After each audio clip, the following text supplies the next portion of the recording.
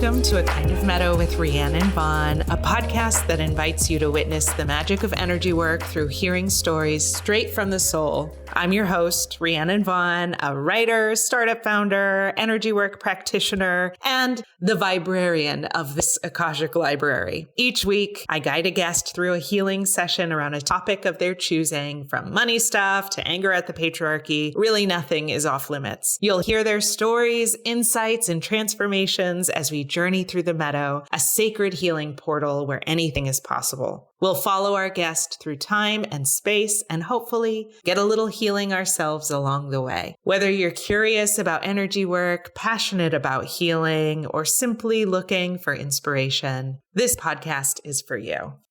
This week in the Meadow, I'm joined by Aarti Beck, co-founder of Tech AF. Ashley is such a grounded leader who also leads a Hero's Journey workshop around telling your founder story. The Tech AF community is free to join, and I highly recommend if you're interested in joining a community of female founders where you can talk technical stuff and get really helpful business guidance while also getting supported energetically through yoga and meditation and self-reflection classes led by Ashley. Today's healing is around connecting Ashley with her guides. What's interesting about choosing a topic is that often what comes up is all the stuff that's in between you and your goal. So while we have moments in this conversation speaking about where the guides are and ways to connect to them, this healing is really about opening up to trust. Opening up to the magical parts of ourselves that then become portals to our guides. I love where this healing takes us, and I'm so excited for you to hear it. Now, every once in a while, I'm called to do a healing on myself before I can do a healing on someone else. And that's exactly what I'm called to do with Ashley. You can hear another example of where this happens in episode 2, A Kind of Narnia with Jameson Scala.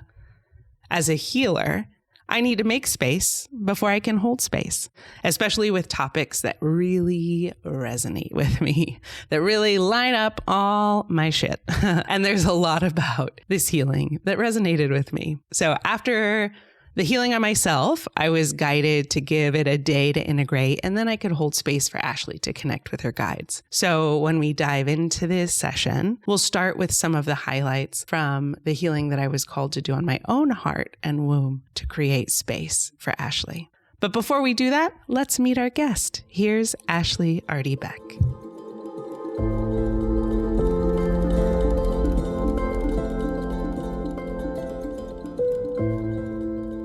Thank you for having me here. I am Aarti Beck. I am a multi-passionate human being, and probably the thing that I'm most passionate about, or the two top things, are my own self-evolution and growth, and also helping create systems change and constantly pursuing higher levels of social and environmental justice. Right now, one of the ways I do that is through Tech AF Founder Academy, which I am a co-founder of and chief operating officer. And we help women build tech companies from the ground up in safe, supportive spaces that help them feel authentic and to which they can really bring their whole selves. As far as I'm concerned, the more women and underestimated humans who have money and influence and power, the better. That is going to be what really helps us create a more loving, kind, just society and help us take care of this beautiful planet we live on. I feel like from re-listening to this podcast, the introduction can be brief because the conversation goes deep and we cover a lot of points. So I'll just turn it over to you.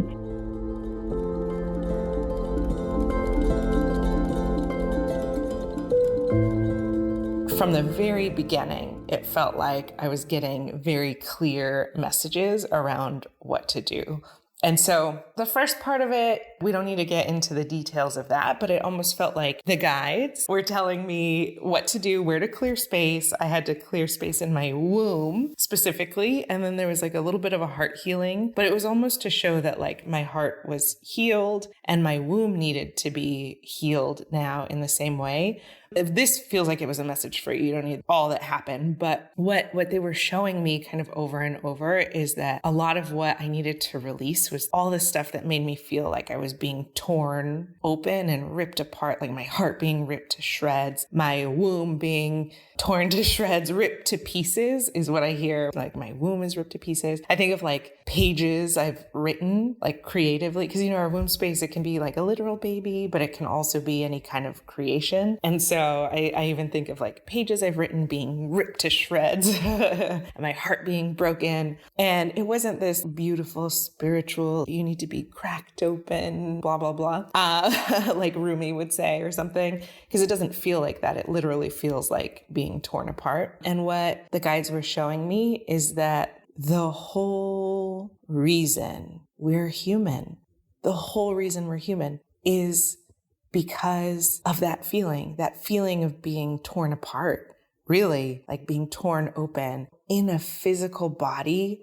It's so dense. And our souls, our selves are so vast. They're so big, and trying to squeeze into a teeny tiny body is really uncomfortable. So it's almost like the more we tear ourselves open, it creates space for more of our star selves, our spiritual selves, our soul selves can come in and move around. Like they can move, but that can only happen the more you're torn open. And they showed me, with a muscle, how you build muscle is you do little small tears into it by lifting weights or going a little farther than it feels like you should, stretching a little deeper. It creates those little tears, and then your muscle heals. But now it's just a little bit bigger. So like every time my heart was torn open, it would stitch back together, but a little bit stronger. Same thing with my womb space. Every time it was torn apart, it would stitch back together a little bit stronger, which meant that it would be easier to push out things the more that we do it. So every time we create something and it fails or goes into the void or something, even though that project may not live on, our womb that birthed it is a little bit stronger because of it. And so it just gets easier and easier. And then with our heart, it gets stronger and stronger. It gets less painful, but also there's more capacity.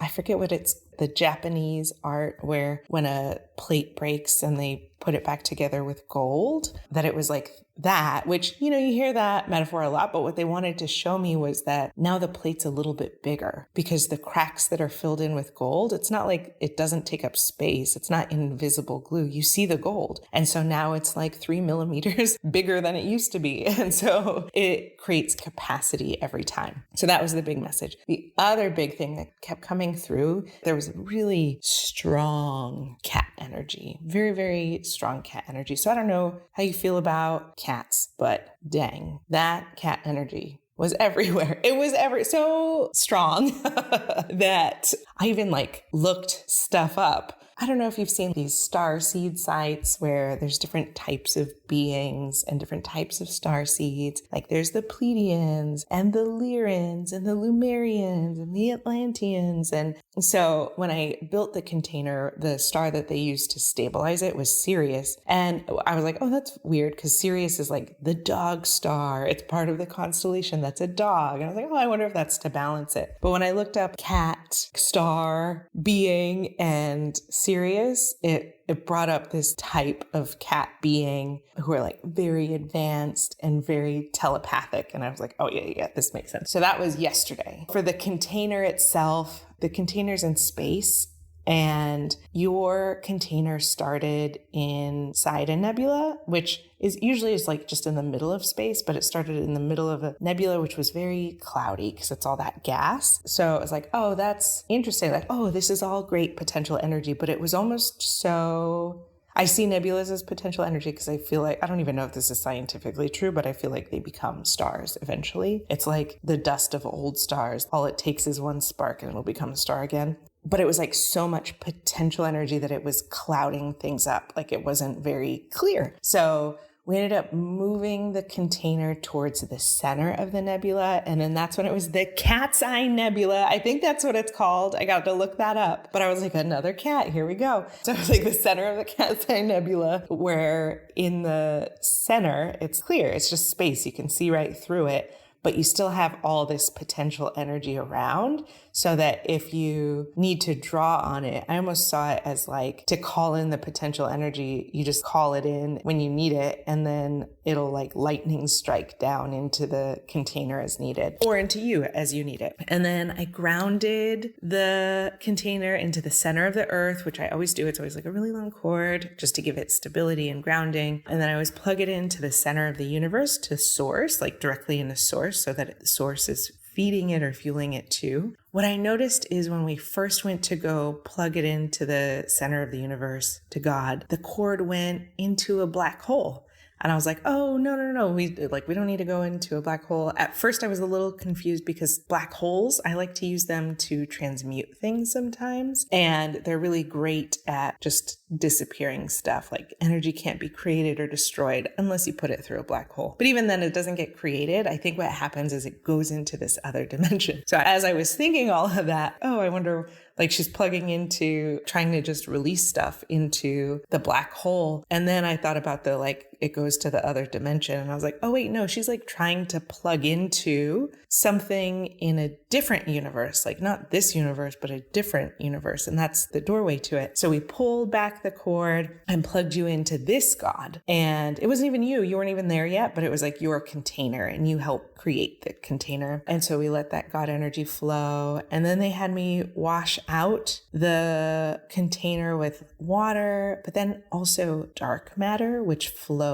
like water. And it's pretty cool. It looked like black water with stars in it. It was very pretty. I've never actually used dark matter, so thank you. It felt like it was something that was unlocked in this healing because of some gift that you have. The last thing that happened is that we wanted to cleanse the space, or prepare the space of the container with music, and it was an angelic choir. But the song that they were singing was this Smash Brothers.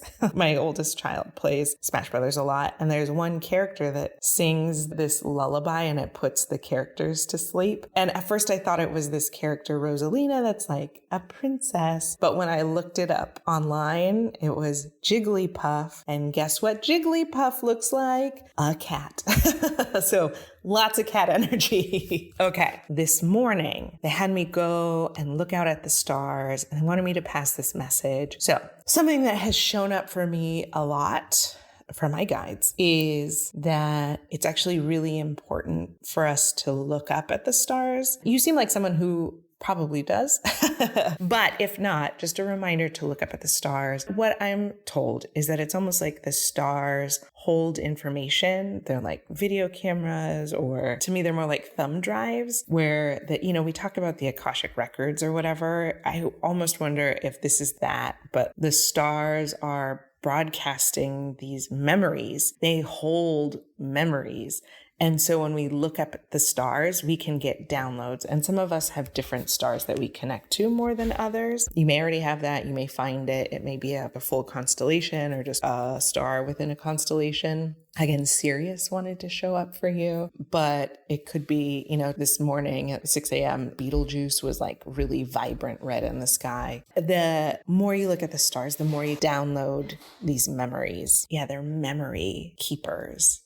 And they have the wisdom for you and a source of clairvoyance for you as well. Okay, when I started the session, this is where I call you into the container, then we go outside under the stars and download under the stars, and then call you into the container. And I was meant to leave you in the container for a little bit. It was probably like 20 minutes with these aliens, but they were like star beings from one of the stars that we were calling on. And they almost had like a really long ET finger that glowed at the end. And they wanted to do a healing on you, on like your etheric body is what I heard. I think Reiki energy is like etheric healing, where it's not your physical body, but it's not like the astral levels either. It's still within your auric field. But it's almost like you are a star seed. You're like a star being, and Earth is really heavy and dense for you. And it almost feels like you are very grounded, but almost too grounded. For some people, it's really good to practice grounding because they have a hard time being in their body. But for some people, where you kind of live both in the stars and on the earth. Like you're not from Earth or not very young on Earth. It's important to be able to access both realms. And it almost feels like the grounding is crushing. It's like the weight of gravity crushes a little bit. I experienced this as well. And I didn't understand. I spent a whole, like my first year in Atlanta, I was just doing a bunch of meditation and healing with people who are like indigenous and very, he's like Mexican and indigenous. It's like, oh, it's my culture. Let me connect to the earth. Let me come back to the earth. I was doing herbalism and drinking nothing but herbal teas. And the message that I got from my guides is that the weight of it is squashing me and it's limiting my abilities a little more. I need to be able to freely flow into space too. It's one thing to like never want to be in your body or never want to ground. But what they were showing me for you is that by being it's almost like you ground all of your energy centers from like the crown to your root. And what you can do is ground just your lower energy centers. So we brought up a column of earth to show you the grounding where you can ground your root, your legs, your root, and even half of your sacral, like not even your whole sacral. And then your solar plexus could be at the level of the sun. Like you can expand that tall. Like you don't have to be as grounded, but even like your sense of self is just outside of Earth's atmosphere. And then your upper energy centers can go all the way to space, to the stars. And stars are very far away. So for you specifically, it's important to ground just your lower energy centers. And almost the way that they showed me was through dance. Some people dance with their shoulders and arms or like the full body. So it was almost like you're dancing with your whole body, like head to toe. And what they really want was for you to dance with your feet and your hips and then let the other parts of your body float. But not literally in dancing, but it was just the visual. I don't even know how that would look. But the visual of it is that your legs are really grounded into the ground, but everything else can kind of float away. As long as your root is grounded, you'll be anchored on earth. These beings did a healing. It felt like they used light from their fingers to heal your etheric body. And it was kind of like you were squished and they wanted to expand it out. So then that's when I came. And when I entered the container, you were floating. Oh, that was the other thing. So when you first got into the container to meet the aliens, it was zero gravity. This is the first time I've been in one that was zero gravity. And it felt like what you really needed was to feel weightless. You needed this weightlessness because the gravity was weighing so heavily on you. And so you floated in weightlessness. And then they did this healing on you. And then when I got back to you, you were like frozen, but you weren't frozen. You weren't moving. You were still floating in space, but stuck in a position. And the word that I heard to describe it was suspended. You were suspended. So we did the grounding again, where we only did it up to your hips and had you sit in this field. It was very strange. You were not moving. You were not talking. But in this part, all of a sudden, when I was like, oh, what am I supposed to do? I like telepathically received what I'm supposed to do. You started sending me all of these images. I almost got overwhelmed. It was so much.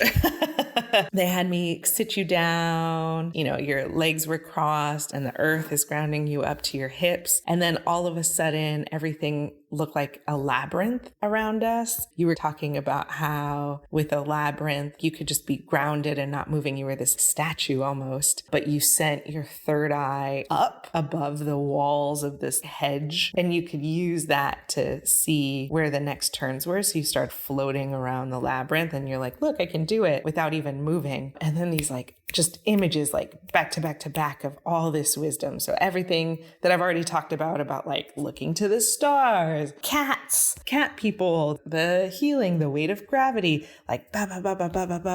all of these images came up and I was like, is this part of the healing? And I was told, no, you had so much to share and you could share telepathically, but it felt like in this space, especially, you felt really free to do it. But the only way to make it work was if you were perfectly still. So you didn't want to move because the more still you were, the more psychic you were. And so then I was shown that's the thing that we wanted to release because it's creating this block. You can't be that still all the time. And you do have access to it in movement, but whatever this stiffness one, like statuesque. It was a stillness, but it's almost like so still. You know how even though things are still, there's still movement in everything because our atoms are always moving. I don't know about you, but when I do mushrooms, the first thing that happens is that all of a sudden I see the movement in everything. Nothing is still. Everything's always moving. And so it felt like you were missing that movement, but you were just so excited to have, like it was the only way that you could have access to it. Okay, let's release this stiffness. But once we started that, you were like a statue. Like, I mean, we're in this labyrinth and you almost look like a garden statue, like that grayish stone color. And then when it was time to release this stiffness and heal this, all of a sudden you started to transform into a statue, and it was this gold cat. It felt like something you would see in Egypt. You became this gold cat statue, and it felt so regal. And it turns out it was like a statue of a goddess. Very protective. It almost made it hard. Like you went from being stone, which could almost be carved, to being this massive gold statue. So it felt like a tomb. It was almost like you were being immortalized is the word that comes up first, but it's not immortalized. It's memorialized. Like you were put in a tomb, and it was almost like this aspect of you was very protective of you. And so this aspect of you showed up to immortalize and memorialize you within a tomb. But we wanted to do the healing on you. And so it was like, oh, I wonder if we could just open this up. And then that's when I heard, no, there's a curse, like an Egyptian tomb. Like if you open it up, you're going to release the curse, which was interesting. You know, I checked with the guides.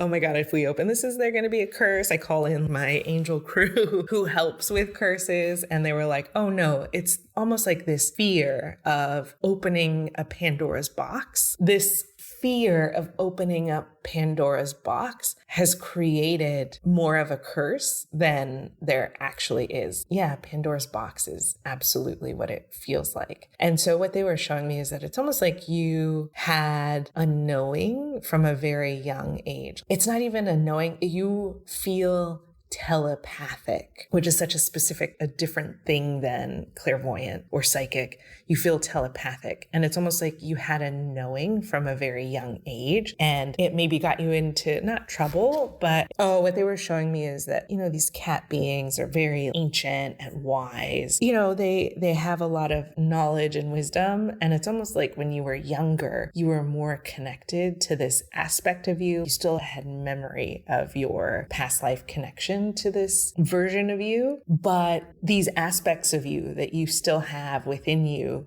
from this type of star being isn't respected or revered here. And that sucks. That sucks because it is really powerful and it's very evolved. And you know what? Humanity is not there yet. Just humans can be really shitty about it too. And so there was a part of you that was like, don't you know who I am? But not like that. It was like you had all this wisdom and you had all this stuff to say from a very young age, but maybe it wasn't respected. And the image that they were giving me so that I could relate to it was I had this job where I had done really well in my career. I even won this award of excellence that they only give to the top 1.5% of employees at Bank of America. And they fly you somewhere for an all expense paid thing. It's a big deal. And then after that, in this other department, that department treated me like I was some idiot who had just come from the Dairy Queen or something. They treated me like an assistant. And when I had been like a national leader in my previous role, I used to describe it as I was always just one butt slap away from feeling like the 1950s. It was so bizarre to me, the way that I was treated. And what it was is like the respect, like where's the respect for what I'm bringing to the table? I'm not just giving you bullshit. I am contributing in a way that's like really valuable. And why is that not being respected in the same way that this guy's bullshit is being respected? So I even printed my resume and I stapled it to the outside of my cubicle because I was like, you'll see, you'll see exactly how much respect I deserve. But what was happening from being so upset about not being respected was that I was looking like a child. It made me seem more immature. It only created more heartbreak for me because the people around me just couldn't see that a young woman deserved respect, I guess.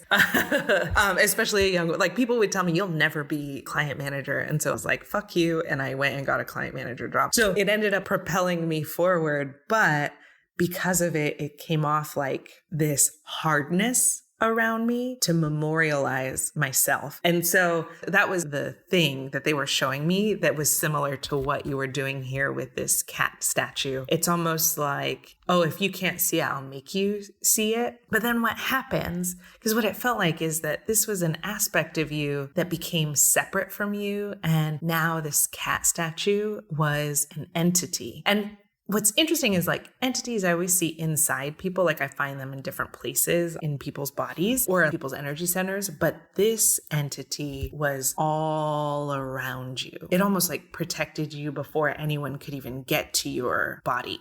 About this reverence, it demanded respect. To help heal an entity, what we do is give it whatever it needed.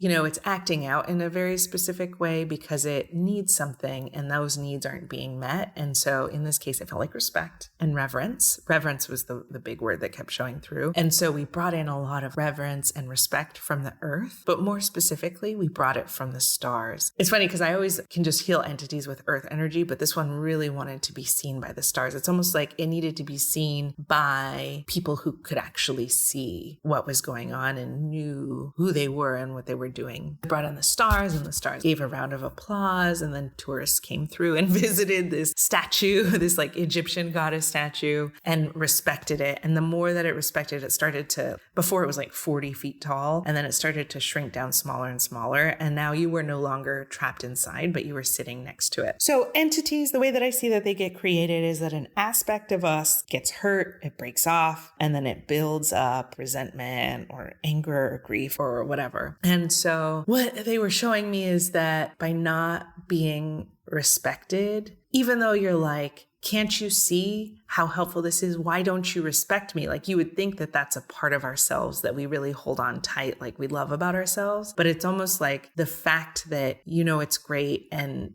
other people can't quite see it. It almost made you resent that aspect of yourself and push it away and pull it close and push it away. Like it's like a love-hate relationship because look at what you're doing to us was the feeling. Yeah, there was like a distancing, even though you're connected to it, it's still very much a part of you and you can see it and you're aware of it. It's this aspect of yourself that you like a little bit resist because it's so heartbreaking. And so what we wanted to do was get you to integrate this part of yourself that has created this disconnect with respect. So now we have the cat sitting next to you. You guys are talking it out about how you feel about each other. I'm being called now to do a little bit of a healing on you before we can integrate this cat. I always work from crown to root, from top to bottom. And they had me start with your crown and I cleared it out and your head space felt pretty clear. There was still a lot of fog around your crown space, but it just felt really dense. The atoms had been smashed closer together.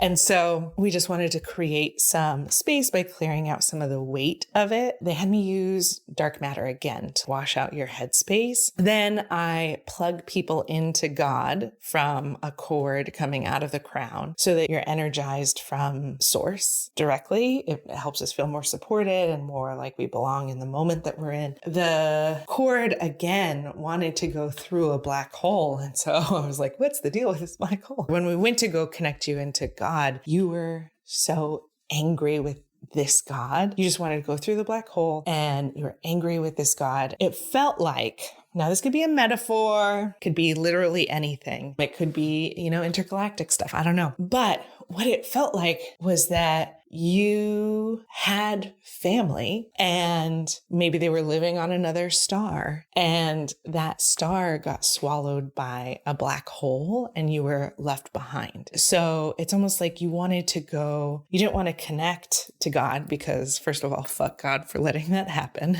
But also like you just wanted to go be where they were. There was like a little bit of feeling abandoned or left behind.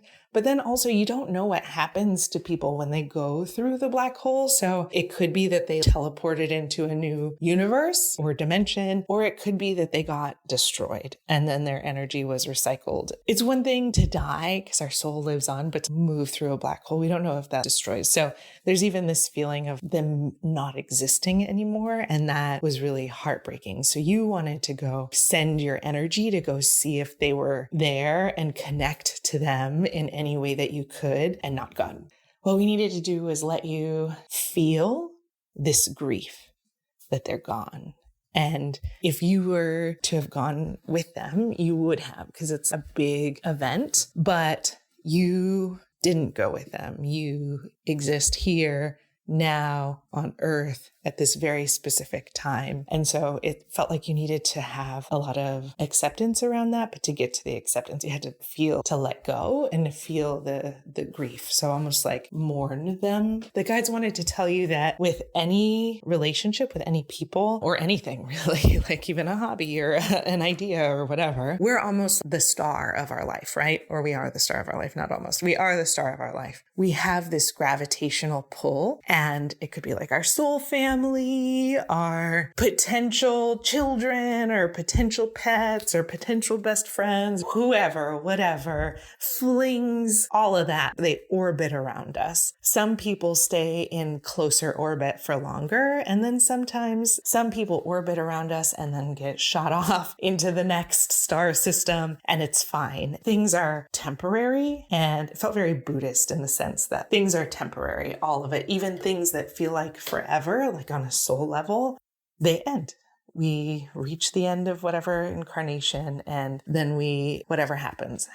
Yeah, they just really wanted you to feel connected to who is orbiting around you now. We plugged you into God, and then it was like, okay, so now that we've like cleared out your headspace, it's almost like you shot up into the stars. You knew exactly where to drive it. Like you went up, and then you turned right, and then you turned left. Like you knew exactly where you were going, and you were like looking for something. Now that you felt light, first thing you wanted to do was shoot off and like continue this search. Like after we had this big old conversation about letting people go, you just really wanted to go look for yourself. And then it was, well, if it's not that family, then it was like you were looking for your guides or looking for someone. But what I was being shown is that as long as you're out looking for it, you won't be able to, like, you have this light that you give off, and that calls people to you. But as long as you're looking for something else, the people who are looking for your light won't be able to find you. It wasn't even like guides. It felt like this massive booming voice from the universe had you stop, just stop. And so you were there in the middle of space, and then they had you like ping out your light.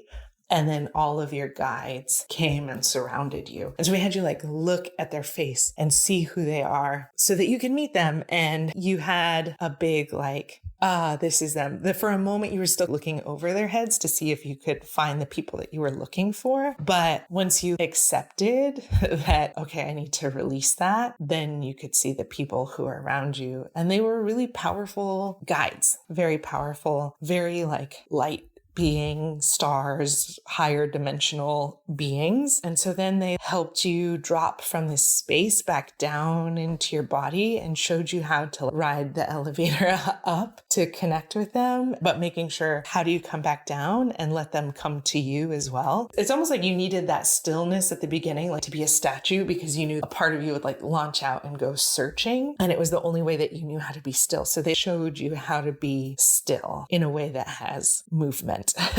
But it was just about like, you're telepathic. So send out the message, the beacon, and let people come to you. And as long as you don't run around, people will know where to find you. Your guides will know where to find you. And then, I had read this book called Opening to Channel. And so they like wanted to show you how to channel. And it almost felt like you have this claircognizance ability. And that's what I have. And I will tell you, it is probably the hardest one because I don't see images. I just have a knowing. Some people can hear things like a voice or see things, but I just have this thought that pops into my head that wasn't in my head 2 seconds ago. And that is the thing that just feels like I've known this forever. I know it. But because it's the hardest one to confirm, or it feels like the least like it's from outside of your body. It does create a lot of practice to develop it. What they were showing me is that it almost feels like your claircognizance comes from like, it'll feel like ideas that pop into your head behind your left ear. You'll feel a little like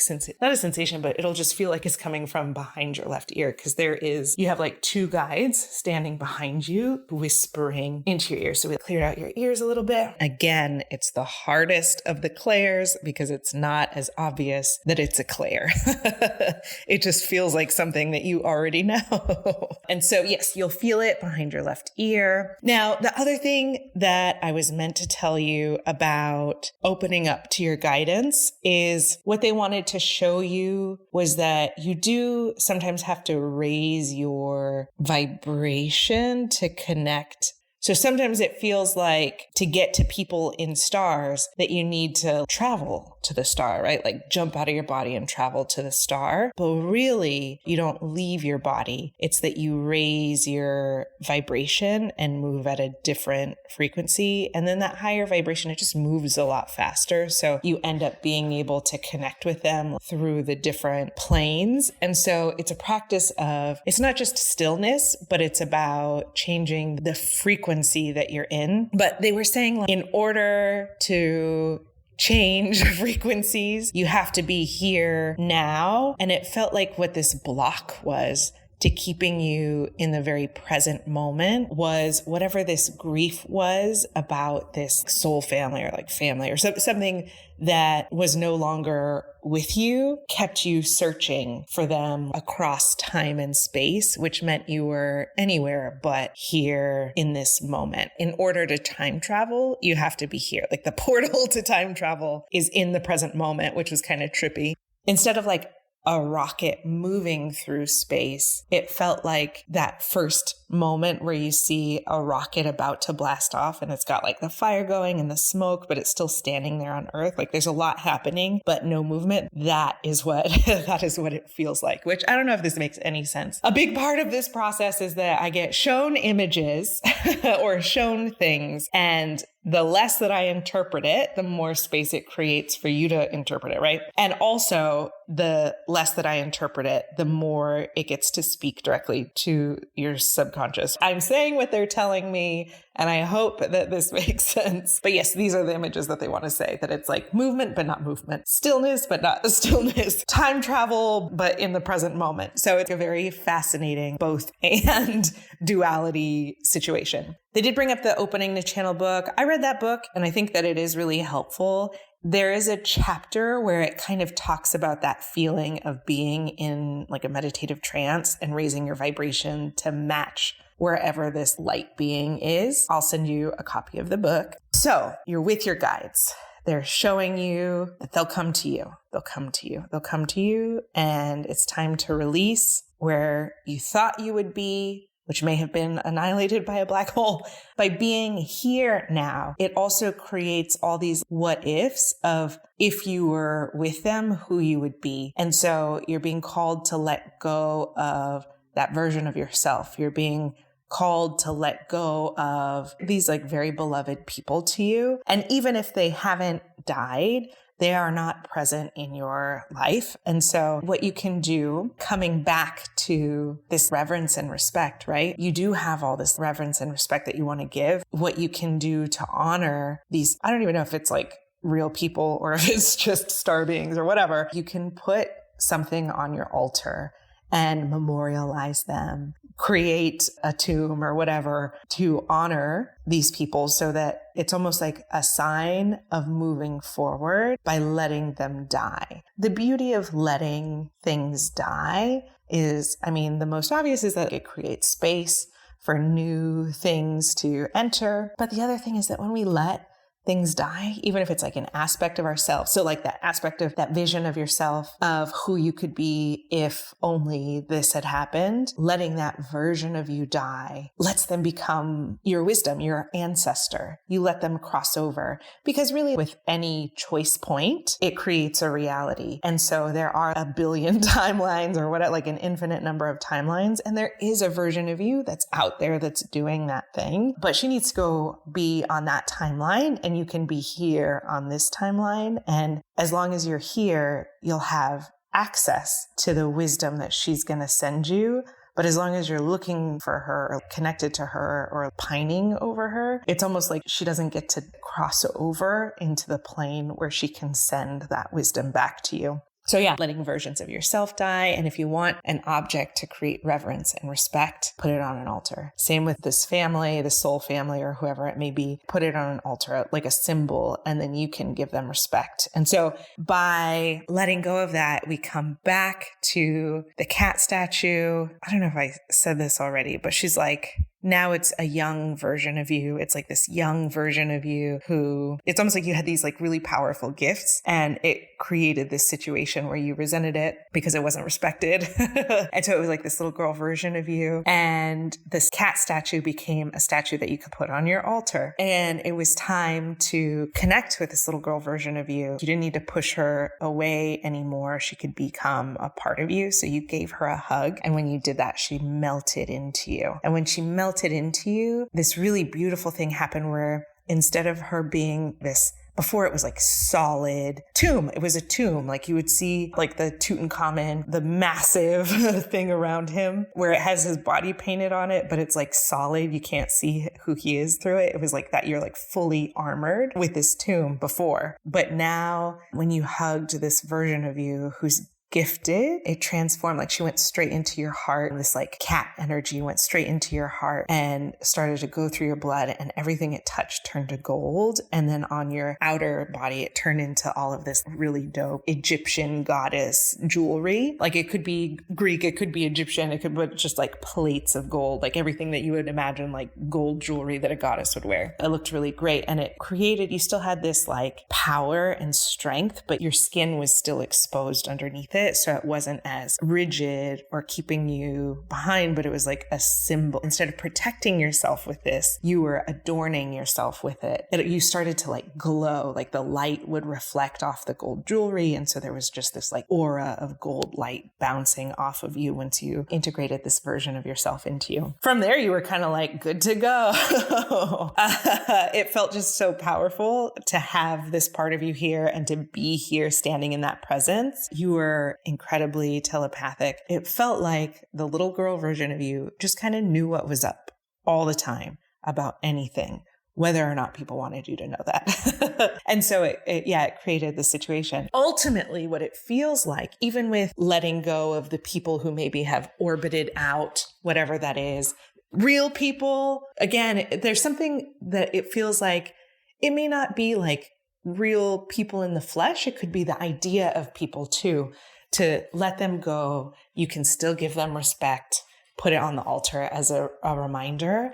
And by doing these things, what happens is that we create lots of moments of having reverence and respect internally, where maybe outside people couldn't understand your power and couldn't give it the proper reverence or respect. Now you don't have to be disappointed by that. They were kind of showing you that you have the power to create ritual and respect around all the things that you love about yourself. And then people will just naturally want to participate in that. And I feel like that's something I need to hear all the time too, about how do you take things like respect and reverence externally and bring it internal. But it felt like it was even just through these little acts of reverence. So I always close out a session by going through all of your energy centers. And now that you're in this empowered body, we wanted to make sure that everything was aligned. So with your crown, what was really cool, usually I just see it as like an open hole with some color in it, but they turned your crown into a stained glass observatory roof. It was really beautiful. And then for your third eye, we rolled out time, and there were all of these moments in time that were really heavy, or they had a lot of grief related to feeling not respected or not abandoned. Doesn't feel like the right word. It's like a version of abandonment, or it's just survivor's remorse, like that kind of like, I'm here and you're not, something like that. So all of these moments had created a weight. And what ends up happening when there's a weight, they look like big steel marbles, depending on the size of the feeling. And what they do on this rainbow road is that this like circle creates a little dip in the rainbow. And if you think about time and space and how a planet or a star creates a little dip in time and space. That's like where gravity comes in, or it creates like a gravitational pull or an orbit where now a thing is rolling around the rim of that. So what I see is that these moments have gravitational pull in time, and it keeps pulling in similar moments, right? We washed over all of these moments with earth and water and fire and air and dark matter, because dark matter came into this, which was really very cool. Don't know much about it yet, but it felt like a cosmic water is what it felt like. And then we let those moments disintegrate and then cleared off your timeline. And then before we moved on to the next, I always see like once the timeline's clear, I have people move forward and backward in time, but you also wanted to move up and down through timelines because you could jump timelines really easily. And then I saw that your third eye was a crystal that it was able to refract the rainbow. So you could see lots of timelines simultaneously. So you had access to visions of that. And I see that in like very psychic people. And then your throat was really clear. Your heart was really clear. This is when I saw your heart being torn open, but that was growing the muscle. The same thing that I had seen at yesterday's session on myself. It was like put together and bigger, creating this big capacity in your heart. And then in your womb space as well. Your solar plexus, it looked like an island, and it had like a little shack on top of it. And it had a little, one of those business signs that's like out to lunch.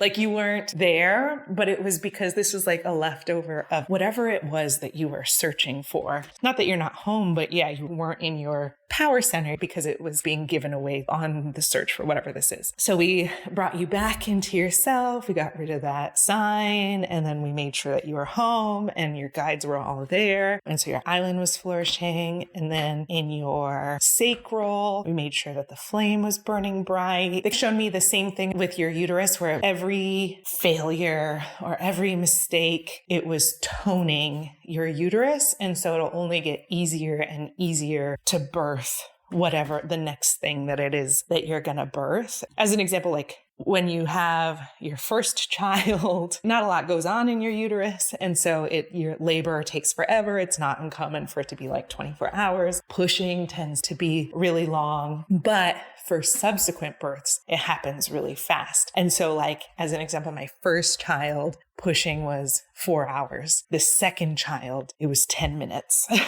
And so they were showing that you get stronger and stronger and stronger. So what felt like it took a really long time to put something out into the world. And this doesn't necessarily mean like a literal baby. It could be creative projects, but like that's why failure is always really helpful too. So I love that you guys are having a failure party, because each time that you put something out, again, it just tones and creates more space for bigger and bigger ideas and bigger things. And then for your root, we rooted you. And then we did the thing where we grounded you, but only up until like halfway through your sacral so that the rest of you could move. The last thing that they wanted to show you was that you move forward very well. Like you're very powerful and you were moving forward and making things happen and searching for things. And I'm going to find it. I'm going to get there. I'm going to get to these people or whatever. I'm going to conquer this thing. And so you had been moving like the element earth. So it almost felt like a mudslide. You could move earth in that way. And it was really powerful. And sometimes it was a little destructive, but it was moving, right? It's also really masculine and really dense. And so what they were saying, instead of making things happen, of pushing things forward, that they wanted you to telepathic. You imagine an idea and all the things that need to happen, and then take a step forward and then call it to you. And so it's very much a receiving energy instead of a push forward energy. But the thing about receiving is that it requires or demands a lot of trust. And so the way that I saw you moving is it's almost like one step at a time, but every step that you take forward where you're open to receive, it's going to come here, that each step is an act of trust that's building the trust, the same way that each tear builds greater capacity for whatever needs to be held. Yeah, they were showing you just telepathic. I don't need to do anything. I just need to imagine it and make it happen and magnetize the people that I need to do it. But you don't need to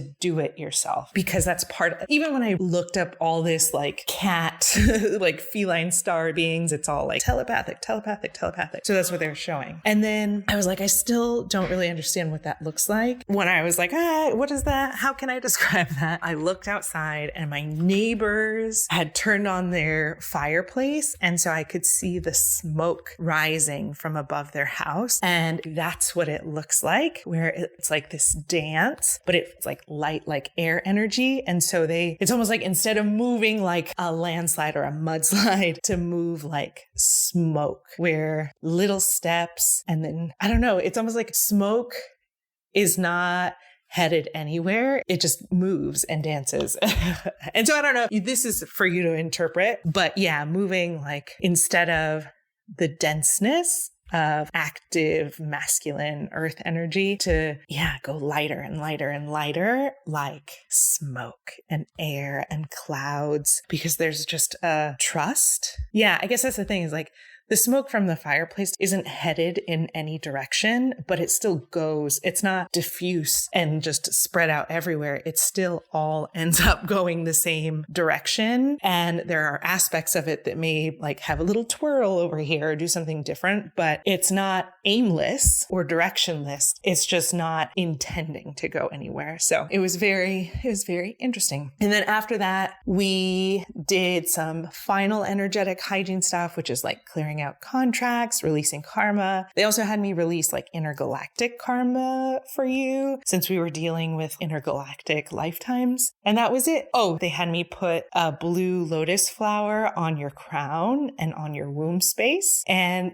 very Egyptian, lots of cat vibes. It's inscribed on the tombs, like the walls of the tombs. And it's 1 billion years old or something. That plant is so ancient. Oh, maybe not 1 billion. It's like 1 million years old or something, but it's so ancient that it's often associated with the fertile void and creation and existence, because it's like born out of mud. It's a really powerful, ancient symbol. After that, I put a Reiki bubble around you, which just creates some space to integrate, and then sent you on your way.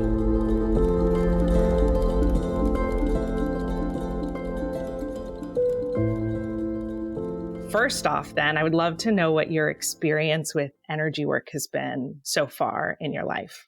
So I would say that I have this tendency to always be like, nothing or barely any. And so I really want to like honor the truth of what my experience has been. So I started doing yoga kind of on my own in like a really intuitive way when I was in my early 20s, and then eventually went to India to do my teacher training. And so by then I had been exposed to Reiki and had been exposed to meditation, but really started dropping into like all of the woo-woo stuff and having Reiki kind of come to the forefront, and people talking about distance healing and kind of like that more traditional Indian Ashtangi energy around yoga and the body, which I actually like really rebelled against and had a major problem with, all of like the rigidity and linear approach to what to me felt like it should be more freedom. So in that rebellion, started getting more into the feminine side of energetics and ended up doing a lot of nature healing and flower essences and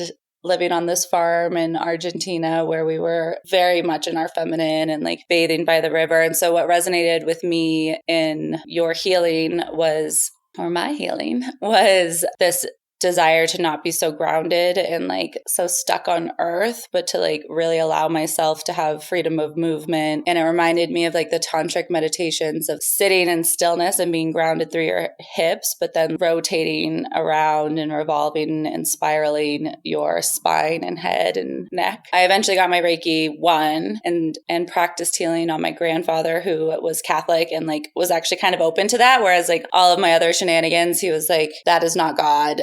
But then this was so similar to laying of the hands that I practiced it on him like every night when I was living with him towards the end of his life. And then I've done a lot of sound healing. My mom's a sound therapist. And yeah, so I still feel like I haven't dove all the way in. And I'm actually like really absorbing what you were talking about this part of me that has been like memorialized. And don't open it. There's a curse inside, because I feel like there has been a part of me that's been denied denied. And there's been like a lot of fear around, I guess, like revealing myself to myself or revealing my true nature to the world, because it does feel like I don't know what's inside. And so even though I feel like I know, I don't know. It does feel like a Pandora's box. It does feel like, well, who will I be and will I be rejected? And like, and so I have this tendency to really dim my light. That's so interesting because it sounds like, I mean, it's funny because you're like, I don't know about healing. And then it sounds like you've spent a lot of your adult life 13 years. Yeah. Being a healer and doing the work of like exploration and finding the edge of the rigidity and moving into the other end of the spectrum, or like pendulum swinging through all these modalities. So it is really interesting because I don't know about you, but I feel like the whole act of healing is about opening up to reveal ourselves to ourselves. And that's it. Like, that's the end of it. You just left with you. That is so true. It does make sense too that yours was so in space, or it felt like in this other floaty realm besides being on the earth, because it sounds like you spent a lot of time opening up the petals of the earth stuff. And now it's about going into the dark matter, like the invisible stuff. Yeah. And that also, like, I feel like I've like spent a lot of time under this impression that like I need to be grounded and I need to not be so woo-woo and I need to not be in space. And through whatever conversations I've had or whatever messaging I've received, or the way that I try to bring this woo-woo stuff into the tech conversations through my business, I feel like I'm always like, but this is practical and this is tactical and there's weight here and groundedness, and like I'm very connected to nature. And so I feel like I've really resisted allowing those energy centers to blow open. And when I look back over my life, like, when have I been truly aligned? When have I been in like my moments of, yes, everything's happening as like I will it or think it or believe it to be possible? That has been when I've also seen myself as like really floaty and like in space and a little untethered. Yeah, I get the pull too of wanting to ground magic stuff or make it like, oh, but here's the science, or science is catching up with the magic here. And I know that anytime it's fun information to have, but there's like a part of me that knows that I'm doing it just because I am embarrassed, or I'm afraid to go fully there. Like, it doesn't matter. This is what it is. Like, this is what I believe. This is what it is. Like, it really doesn't matter. Prove it. Like, this is real, I swear. And I'm not crazy. Yeah. The other thing I should probably mention, because it just like popped up, is that for like 9 months there this past year, I've been also really into this wealth embodiment flow that this woman created, Victoria Washington. And that's all about like, she was in the manifesting world and was like, this is all cerebral and this is all about meditation and like affirmations, and like, don't we store a lot in our body, and can't we release some of that gunk through these really primal and organic movements? And that really helped me get to some of what we'll talk about too, of like this holding on or this searching or these past versions of myself where I didn't realize that like, I feel like I'm such a present person, but I had also been like locking away these pieces of myself that needed to be released, like these other versions of me that needed to die, these past relationships that I hadn't, because I was really young when they happened, I hadn't been able to resolve on my own. And so it struck me because you were like, you want to be grounded. And I see this dance, but it's like not like dance. And you're like smoke. And I don't know if that means anything to you. And it really meant a lot to me because it was like, yes, I love being grounded through my legs. And like when I'm seeking that higher liberation, like that releasing of like, who am I and what am I here for? And I actually do dance and I do a lot of movement, and I like it to be free in the upper body and then like really bassy and grounded through the legs and hips. Let's talk more about the healing. What are like first impressions, first thoughts? These are like my fifth impressions because I've listened to it twice or 3 times, certain parts. It all really resonated. At first, it resonated on like a spiritual level. And then I could see the way that there was like real representations in this like very present reality in this lifetime. And I've been feeling a lot of cat energy lately, which is really funny because I've always been like, the wolf is my spirit animal. And then all of a sudden I started feeling like a lot of cat energy in my life and wanting to talk about tigers and lions and like put it on our website and all this ancient energy also feels really resonant. And then I think something that really struck me was that I, for a long time, have been like, this better be my last life. I feel like I've been on earth forever. But then at the same time, I'm also always like, what the heck is this like dumpster fire? And like, I don't belong here. Yeah. Like, get me the heck out of here. Yeah. This can't be the last. This can't be it. This is not it.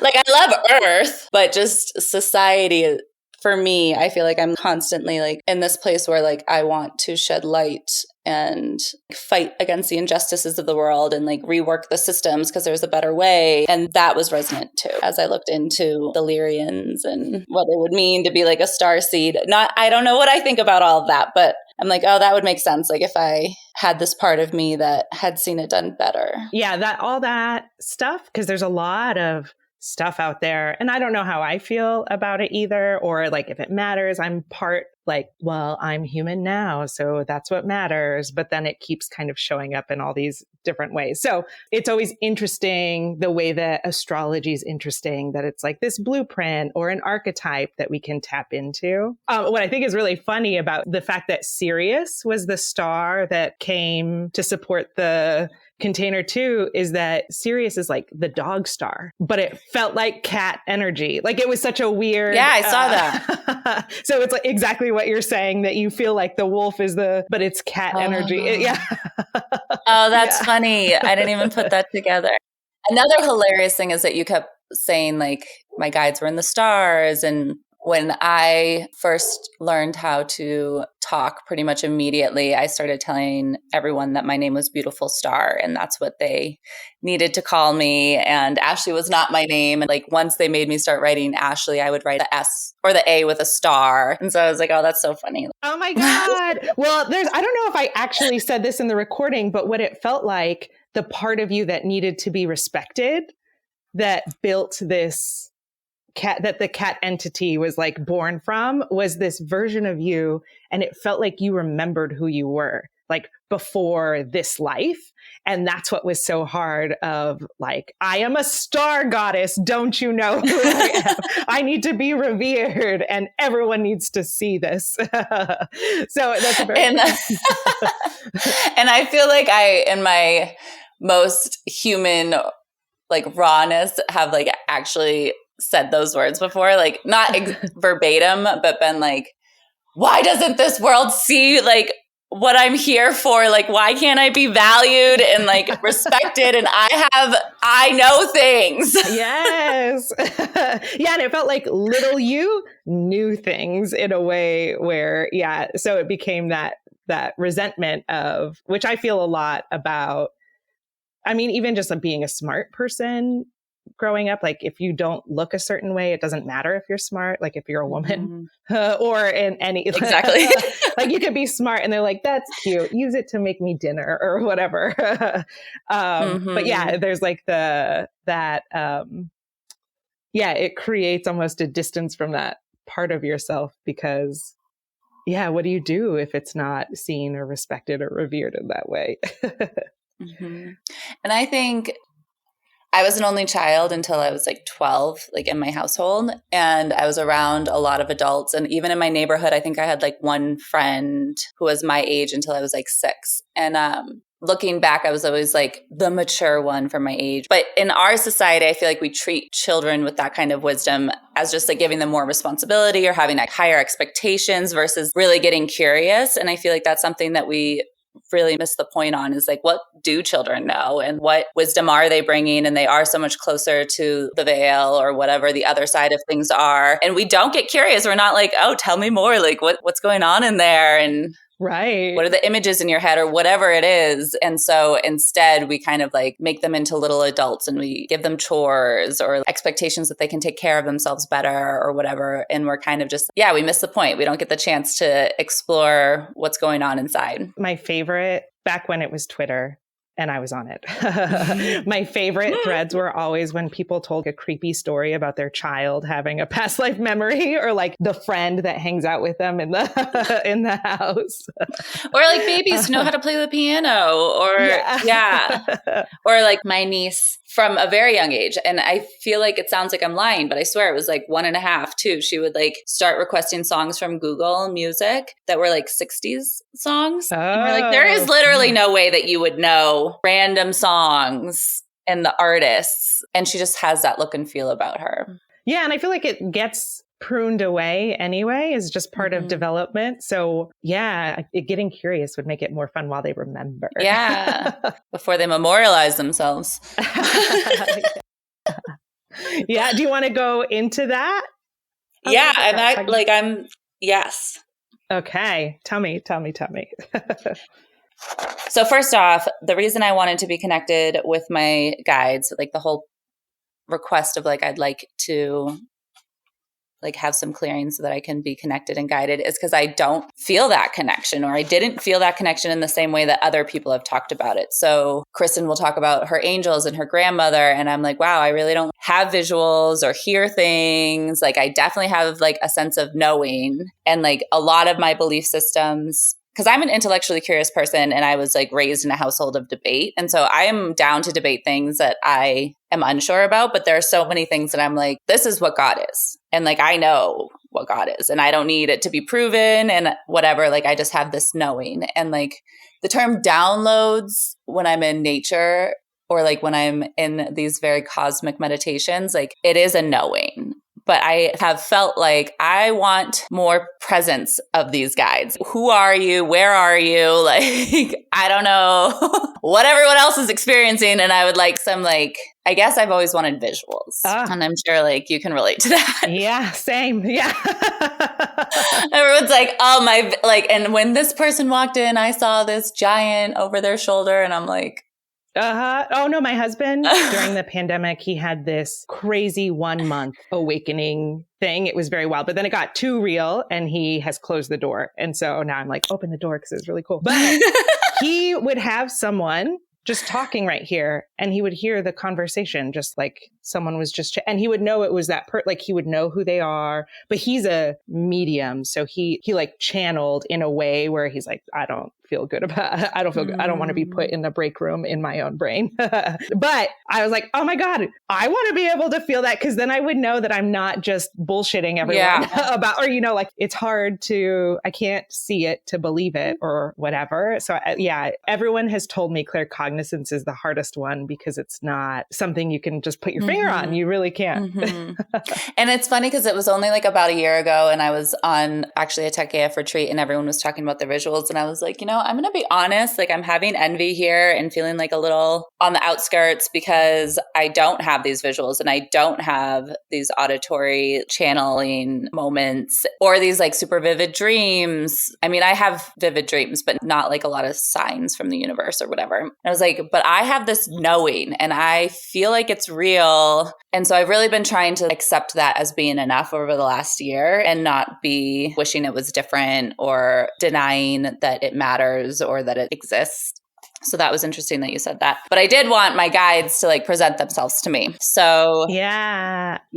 So that was why I had that request. I will say that because I have a very similar thing, which is probably why it came out about that, like about claircognizance, and it feels like you'll feel it. The thing I was told that you just have to trust it. And so I started when I was doing Reiki. I didn't know if it made sense, but sometimes I would just say little things out loud, like you're flying over water or what, like I felt like you're flying over water. And then that was it. But the more that I said it out loud, or the more that I was willing to be vulnerable with whatever was coming through as a feeling or a knowing, the more information I got. But it's like I had to take that one step and say, like, you won't pass go until you say what's coming up. And if I don't say it because I feel self-conscious of it, then it's like, okay, this is as far as we can go today. But every time I would go deeper and deeper and the visuals got, I mean, some things that I've had to say, I think because, again, I think it's because I'm dark or I have a lot of capacity for darkness. Like I don't mind. I don't necessarily judge people for the things that happen to them in their lives or even the way that they think, because I've been petty. I've been all the things that is sometimes I would see things that look really dark and I would be afraid to say that. So it was like, okay, you can't only go this far. But the more I would say it, the more confirmation I would get from the person that I was talking to. And then the guides were like, okay, here's more, here's more, here's more, here's more. So this is actually helping with context of that image of you like taking a step and letting it show up, and taking a step and letting it show up. It's like one step at a time. And the more you do, the more capacity you have. You have to like build the capacity of trust, and then they'll give you more and more and more. Totally. And I feel like I've seen that in my life over and over again. And part of me, like, it's really hard when you're starting a company, because when you're starting a company, it's like, what is you, like right now I'm struggling with Tech AF because I'm like, should it be easier? Like, we've built this whole container and it's so capable of scaling, and like all of the strategy is there. So as an entrepreneur, life feels a little more complicated when it comes to like trusting in the vision and taking those steps in that way, because I don't want to be in hustle culture, and I don't want to be like forcing something, and I don't want to be a mudslide that destroys to make my vision come true. But I also don't want to just give up because it's not easy, you know? So I feel like most of my life I've been rewarded through that, like, trust, take a step, life strategy. Like, that has worked for me. And when I look back over my past, of course, there are all these things that didn't come to realization. Like, of course, there are things that I wanted to happen that didn't happen, but I was always looking at the things that actually did manifest. So it always felt like this like series of successes. And I can see where that's come true. Like, I got on a plane to go to Argentina, and I didn't even like know where Argentina was on the map. I thought it was where Brazil was. And I was like, I'm going here. I was going to like write, actually, we should talk about this later, write a book about the dirty war. And it was like really dark and heavy. And then there was also this yoga studio there. And I was like, oh, I'll just teach yoga there. And everyone in my life was like, okay, crazy. Like, you don't even know those people. And so I show up and I'm like, oh, do you need a yoga teacher? And they're like, no. And I'm like, okay. And then like 3 weeks later, they're like, actually, because I'm like going to class all the time and like saying hi to everyone. And then they're like, actually, we do want you to be a yoga teacher. And then like 2 months later, they're like, actually, one of the owners is in love and she's moving to Monaco. And so will you become a manager? And I'm like, sure. And I feel like a lot of my life has been like, oh, I want this to happen. Like, how would it happen? Okay, like bless and release and like take a step towards it. And then the universe is like, yep, keep walking. Like, here's like one person to meet, or like one connection that proves that this is the right path. And so I really am in a moment of transition, and like I really want to get back into that energy of trusting that if I'm nudged in a direction, it's not just like this wanton feeling. It's like my guides telling me, come this way. And then like if I keep having faith and taking a step and not trying to control, but instead trying to like listen better and trust more, then I will like get back into that rhythm of like following my path. But yeah, that all of that really resonated, like not trying to force things and just telepathically allowing them to happen, and visualizing like telepathically, how would it happen? Not because it necessarily will happen exactly like I imagine it, but because it starts to open up the pathways.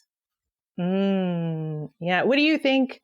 Asking for myself, who feels in a similar position with the entrepreneurial journey.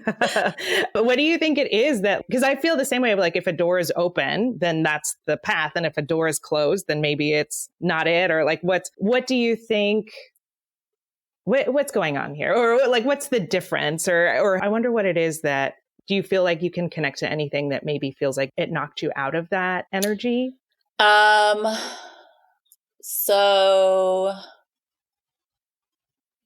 I think I just had like a series of, okay, I started judging myself based off of what I thought other people's expectations were. So I was totally okay with failing until I was totally fine with failing, trying things and like it not working out, and it even being like broadcasted across social media, and then focusing on the things that were working until I got married. And I also was 32 when I got married, and then the pandemic hit. And so there was a series of things. But I think that once I was tied to another person and to their whole family, and like they were bearing witness to me, that was when I started to really feel like there was less room for failure, because I wanted to be worthy. And yeah. And I really hold my husband on I don't hold him on a pedestal. He is remarkable.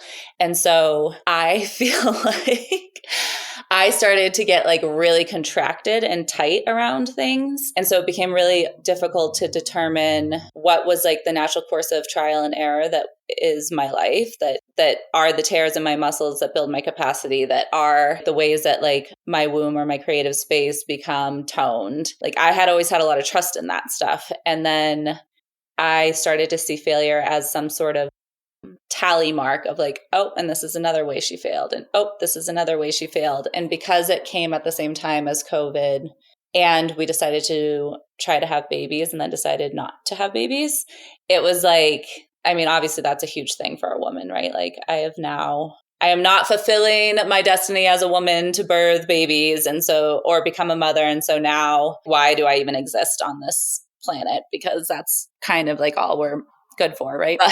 Even though the pipeline to motherhood is just like, okay, you've done your duty and now you're invisible and unfuckable. Thank you. Exactly. So yeah, it's like lose. Like, it's a lose-lose. Yeah. So it's wild that we feel like we accept that pressure. It's like, you're right. I am failing no matter what I do. No matter what I do. Yeah.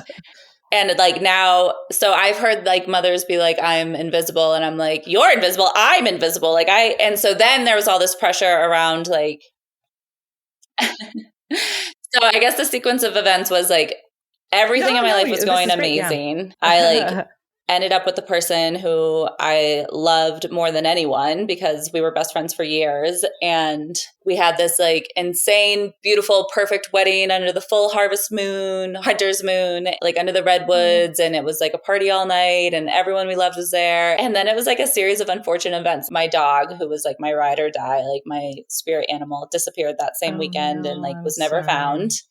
Oh, and this has been very difficult for me. That letting go of Mina took like, I didn't even like want to try for like a year. And also I had a sister who died when I was 17 and I spent the next, I mean, I don't know, I still do it. I literally would say Lorraine was such a loved person and she has so many amazing places to be that I need to be doing something incredible and amazing for her to come to me. And so I traveled the world trying to find the most beautiful things, most exciting moments, whatever it was, so that I could get closer to Lorraine. And so when you were talking about like you're searching for your soul family out there and you're like looking in all these directions and up and down and around, that really resonated because I feel like that's how it was with Lorraine and that's how it was with Mina, my dog.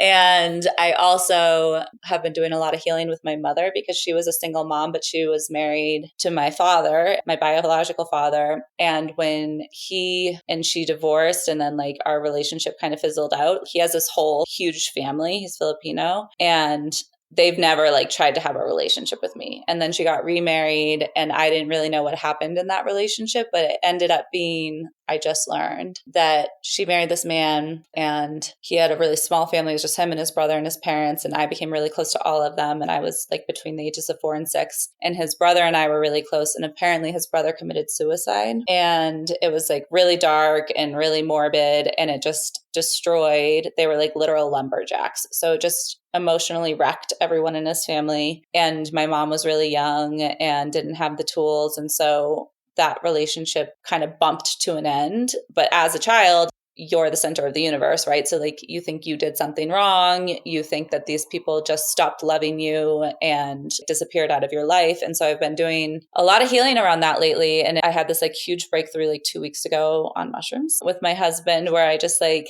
had this realization that actually, all of these people who I thought just deserted me and never thought of me again probably loved me deeply and probably think of me frequently, and that I did matter and that I'm worthy of love because I have definitely recognized in myself that I have created this armor around myself that is shiny like gold, that is like, I'm here and precious and beautiful and observe me.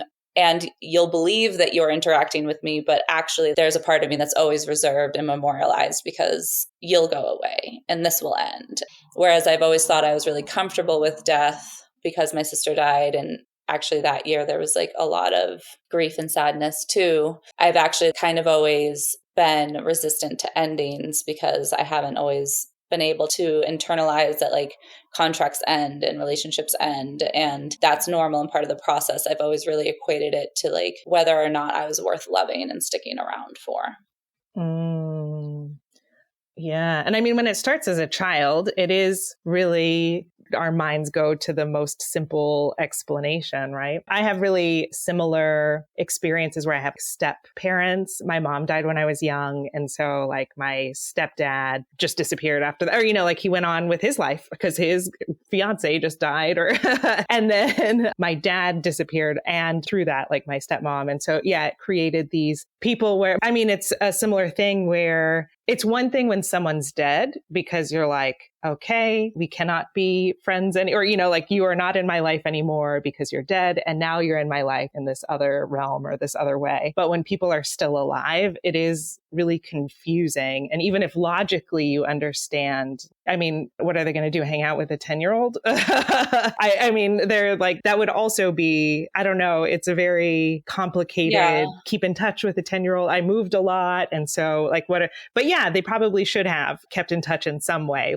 You could write a letter, you could do whatever, make a phone call, but people don't have the capacity, don't always have the capacity. The internet was a different time. Like people aren't connected the way that they weren't connected. So it's really easy to intellectualize what's happening, but then still, I've always had that question of like, is it me? Is it me? Is it me? Yeah.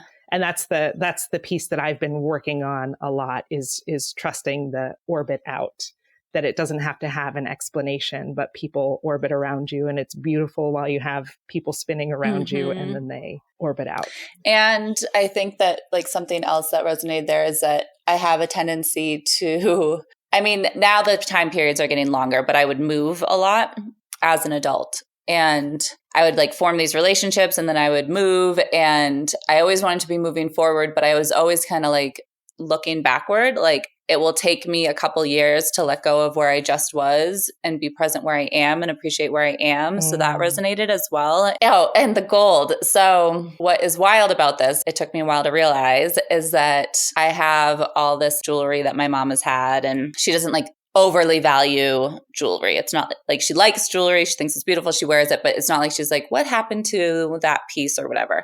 So I've had this engagement ring and wedding band that fit together that I thought was from my bio dad. And she actually gave me this ring and she was like, oh, this is my engagement ring with your biological father. And I was like, oh, that's weird. Like I have this other thing. And she was like, oh, that must have been from this stepdad. And so it was like in this box. And so is all this other jewelry from different parts of my life and like my sister's jewelry. And finally, I had this breakthrough, especially around that stepdad. And I think it was because he was just in and out of my life. And like, I think because I had such strong emotional bonds with his family, but in my consciousness, I didn't know that. And so I have these like really strong core memories around basically being abandoned, and they had been buried deep. And so I'm like watching Avatar with my husband and have this breakthrough of like, oh my God, he probably really loved me and his whole family probably really loved me. And they probably didn't just forget me. And they probably are sad that I'm not in their life. And this isn't because people make decisions around who I am, but because we all have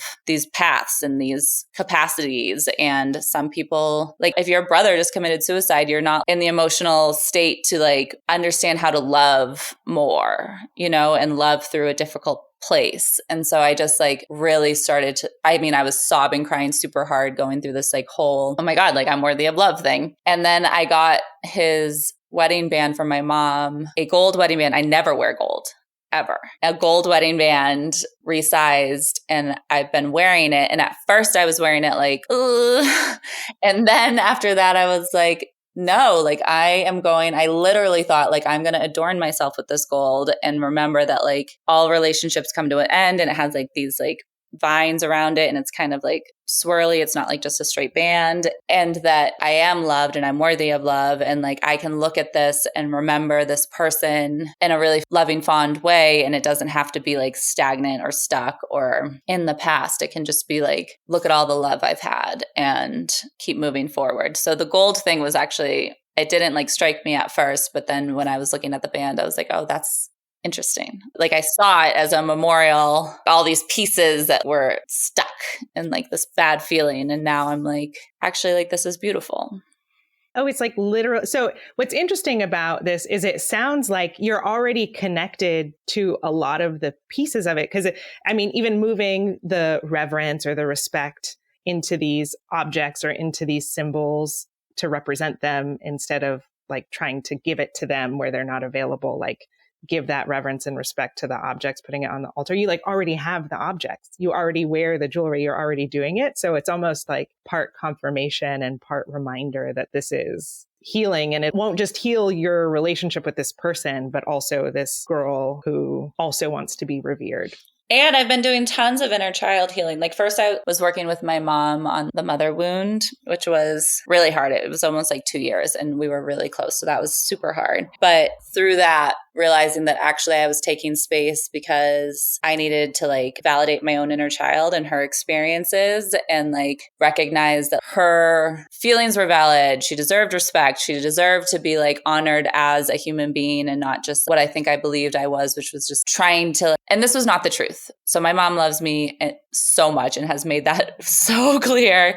And I have had so many people in my life who loved me so much. But like as a child had created this story that I just needed to like fly below the radar because adults came in and out of life so quickly. And in my mind, we're just like walking in and out of doors with no explanation whatsoever and would like tell you they loved you and then disappear out of life. And so I was just like, I think like in this like belief that I needed to like fly below the radar and just like get out of childhood alive. But that's not really fair because like I was also loved so much. But I think that like because I was so protective of my mom and like recognizing that like I also had all these blessings, I could never honor that fear as a child. Like I could never honor what that experience was because I never wanted to disrespect or dishonor what my mom was giving to me or like what my grandparents were giving to me. And even like I have a wonderful dad who came into my life at 12. And so like I never wanted to disrespect them. So like I was always denying the truth of this inner child who really needed to be like loved and validated and nurtured. And so I've been doing a lot of work around that. So when you were talking about the visual of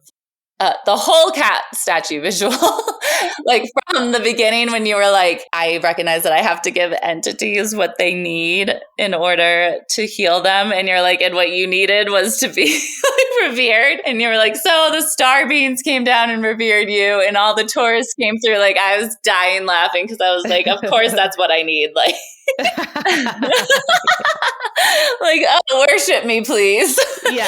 And then like her becoming like the representation of me as a child and then hugging her and her integrating with me. Like I've had this visual in like movement meditation of I'm just going to like hug you and like you're not separate from me. You are me. And like I'll continue to validate your fears, but like you're not alone and like we're together. And like feeling that visual of the gold melting into my heart and my very being was like super healing. And yeah, it was just interesting to go from like this place where like sometimes I will stomp my foot and be like so frustrated that this planet does not appreciate me and I feel like a failure all the time to like, oh no, I just need love. Like, oh, I just need to be cared for. Yeah, and I feel like abandonment is one of those really tricky ones because part of why we end up being so starved for attention or reverence is because sometimes I think about this like, oh, there are people who just on a daily basis were seen or, I wonder what that's like. Like able-bodied, white, cis, straight men. Yeah. Like, I feel like my husband is just like appreciated all the time. And like when I was in my 20s, I feel like I could get anything I wanted. Like I'd be like, I was like a very pretty, like tall, thin, hit the mark of like what was like the beauty standard in that moment in time. And anything I wanted, I just like wave my hand and it would appear. And like now that I'm like almost 40, I feel like that is way less true. But like my husband as like a 35-year-old man is like in his prime and I just like send him into places and I'm like, go use your privilege. And he comes out and he's like, I got upgraded. I got an upgrade. Like this is like his mantra lately. Like, oh, I got an upgrade. I got an upgrade on the hotel. We're in a king suite now. Like, yes. I'm like, you are just appreciated for like being a good looking white cis straight man. But you know what? Got to take the gifts. Got to receive them when they come. Yeah. Getting my king suite isn't taking it away from someone else. Yeah. That's funny. Okay. Well, and the thing I'll say about this child too, that integrated with you, it seems like she's the one that's really psychic. I'm sure you're psychic also, but it felt like, again, it was like bam, bam, bam, bam, bam, bam, bam, lots of back-to-back images, like she was communicating. And so I'm also curious to see if integrating her also opens the door to some of this connection to your guides that you're talking about. Because, you know, when we distance ourselves from an aspect of ourselves, we distance ourselves from the like thing that we don't want to touch, but also all of the other stuff that comes with that aspect, including the good stuff. And so, yeah, I'd be really curious to see. It's so funny, that feeling in me that's like, is it a curse? Is it a curse? Yeah.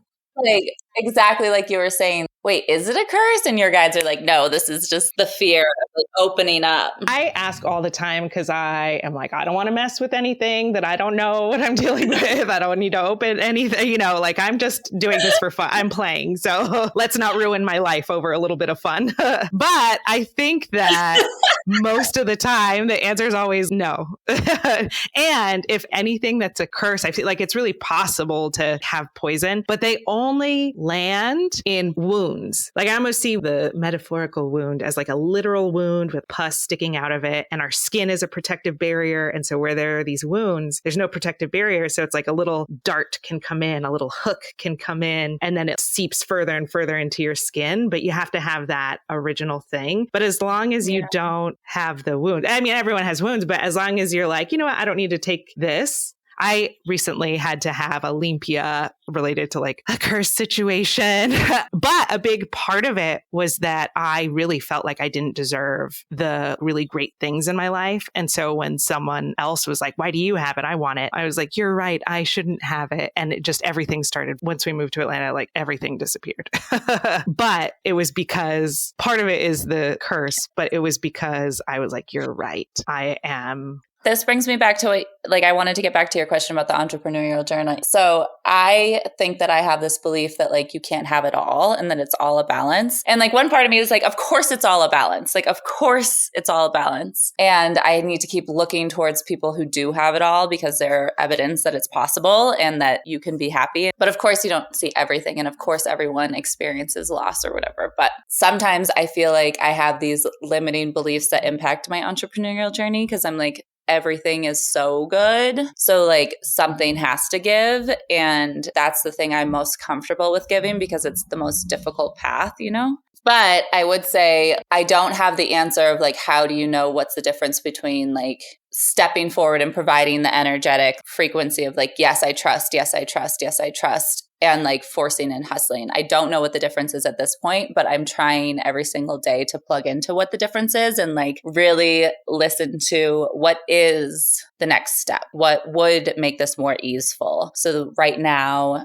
Kristen and I are really talking about what does it look like to pull back on trying so hard with Tech AF because we've built everything now, right? So like legitimately besides marketing and outreach, like whether there's 5 people in the room or 50 people in the room, we show up at the same time in the same way. Like, yes, energetically holding more capacity, but like it's built to scale as it is. So like, how do we make it more easeful? Like, is it creating other revenue income streams, like income streams for ourselves? So then the community is fun again, and there's not so much pressure on it succeeding. And so like we get to be playful there. And then that energy of playfulness comes through. And then more people are like, I want to play. And it becomes the flywheel we're hoping it becomes versus like in July and August, we were very like, go, go, go, go, go, go, go, go. And that energy can be, like off-putting and it's not sustainable. So I guess for me,